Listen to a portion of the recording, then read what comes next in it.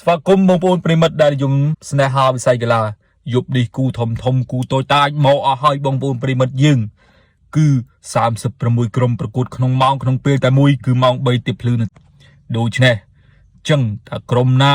ដែលឡើងទៅវគ្គ8ក្រុមចុងក្រោយហើយក្រុមណាដែលត្រូវប្រកួតវគ្គជម្រុះបន្តទៀត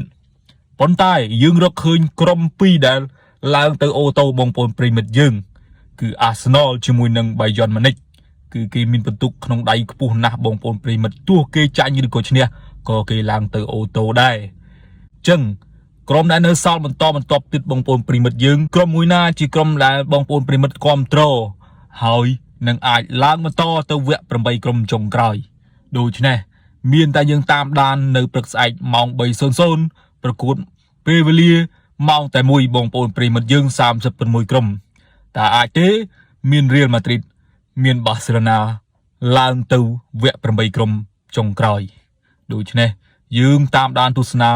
ទាំងអស់គ្នាបងប្អូនប្រិមិត្តដែលនិយមស្នេហាវិស័យកីឡាអរគុណសម្រាប់ការតាមដាននៅវីដេអូរបស់ខ្ញុំសូមជម្រាបលា